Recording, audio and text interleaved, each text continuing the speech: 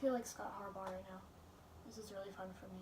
Welcome everybody to another groundbreaking installment of the news. Welcome to the news. Welcome to the news.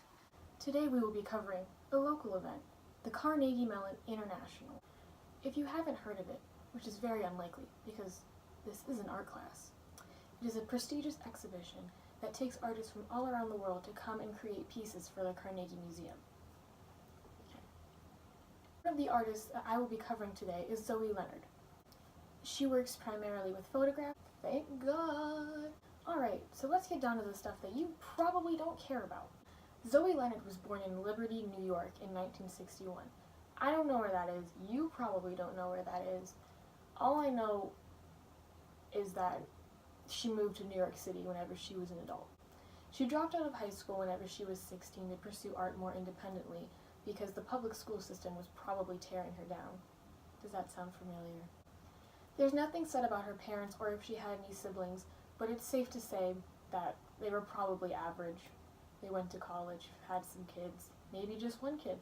We don't know. She has been an avid AIDS activist since the 1980s, and many of her pieces focus on AIDS in general.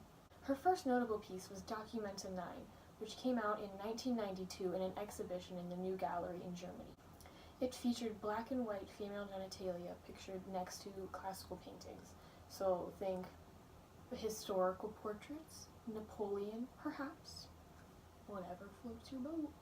It's safe to say she became famous off of this particular installation because it was groundbreaking. The general public just didn't know how to handle it. Nowadays, it's really not that shocking, if we think about it. Another piece, called Strange Fruit for David, was created in 1997. It was made a memorial to David, I'll put his name up here because I don't know how to say it, who died of AIDS in 1992. It was a piece that was not only a memorial, but also a symbol for the people being killed by the AIDS crisis in America. It features dried, decaying fruit being sewn back together. The decaying fruit symbolized the slow death of AIDS, but the sewing back together showed how it could be healed. Another notable piece from Leonard, which resurfaced a couple years after it was first primarily shown, is called I Want a President. It was shown in 1992, and it was, from what I could tell, it was pasted up on a board and set out on top of a bridge, which pretty incredible if you ask me. Innovative. It resurfaced during the 2016 election, which many of us remember because we were all alive during it. Fun. It called for a more socially aware president. It called for a president that lived through trauma like rape or AIDS. It just basically critiqued how politicians were very deaf to the sound of the general public. Her most notable exhibition was Documenta 9, which is the name of her first piece, because that was the name of the exhibition. She probably just didn't want to name it, and we all can relate to that. Of course, I already explained how this got her famous. It was very shocking to the public. They were like, oh my god, is that a vagina? They didn't know how to handle it, girl. It was crazy. Life is wild sometimes. Another exhibition is Zoe Leonard's Survey, which is shown at the Whitney Museum of Art. It focuses on her overall career as a whole, and it shows the different themes that she's explored in her art, which include death, mortality. It can also be like decaying, time, how time changes things. At the Museum of Modern Art in New York City, which we are all very familiar with, there was an exhibition called Zoe Leonard Analog that went on display in 2015.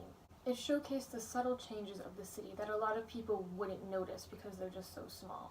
So different storefronts, how the bridges started to slowly rust after time. This piece was very well received by the general public because it was just focused on things that a lot of people never really would have noticed before, which they go crazy for. The piece the Carnegie chose to put on display was called Prologue, El Rio, the River. I'm just going to be referring to it as Prologue because that name is so long for me and my brain is very small. It is a series of photographs that capture the length of the Rio Grande, one of the natural borders between America and Mexico. They're all aerial shots of the river, but some are more close to the river than others. So it's very easy to tell what it is sometimes, and also very hard to tell what it is sometimes. Whenever you connect the pictures all together, it's very easy to tell that it is, in fact, a river. But since Leonard is an outspoken woman and uses her platform as a way to stand up for something, I believe that it is a safe assumption to make that this is a piece that stands up for the border patrol and the overall border controversy that is going on today. I view this as Leonard saying that there's no need for a border wall, that Mother Nature has already created one naturally. So if people can cross this river, then they obviously have enough strength to make it in a new world.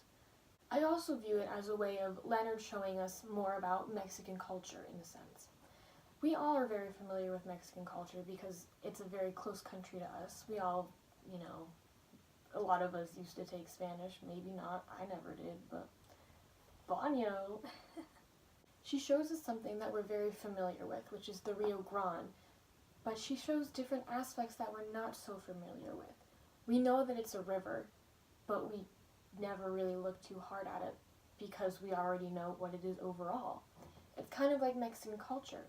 We're all very familiar with Dias de los Muertos. It's an incredibly recognizable piece of Mexican culture, but we don't really know the exact details of why they celebrate it. We know that it's to celebrate the dead, but why is it so important to their culture that they celebrate the people that have already passed on? Why do they think it's important to respect the people that have already passed on? So, do I personally think this is one of Leonard's most notable or most impressive pieces? Of course not. But to put it in with the Carnegie International and put it in the same room as Post-Commodities' take on historical Pittsburgh and the different resources that was used, it just makes sense. It is showcasing a different part of human history that we don't normally think about. Compare Prologue to Strange Fruit, Analog, and I Want a President. You can very clearly see the differences amongst Zoe Leonard's pieces and her overall portfolio as an artist. So, comparing Prologue to Strange Fruit, it doesn't exactly compare because Strange Fruit has a much more personal message and meaning to her, which obviously, whenever you learn that as a viewer, you view it kind of differently because you understand, oh my god, this means something. It means things. If you compare Prologue and Analog, they're very comparable. So they're both series of photographs, of course, obviously, and they both depict a single thing, but just in different ways. With Prologue, that thing obviously is the Rio Grande, but with Analog, it could just be anything that she decided to photograph in the city, whether it's a storefront window, a bridge, a building, it could be anything. So those two are very comparable whenever you pick apart different pieces of her portfolio and decide, hey, why did she decide to do this? I Want a President and Prologue are very different, so I don't even think it's fair to compare them, but they both, if you look at them the same way from a political perspective, I think they both have political meanings to them. So that's the only thing that really makes them comparable. I Want a President is very much more hard-spoken, whereas Prologue is very, you have to look deep into it to find the political meaning, if that makes sense.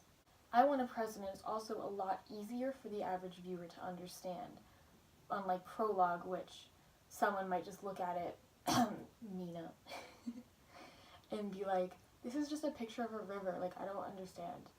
But you will understand, you just have to use your head, which if I can do it, you can do it, because my brain is really small. So after having a long and decorated career, Zoe Leonard, amongst many other artists, was selected to be in the Carnegie International. That's all for the news today. Thank you. Goodbye.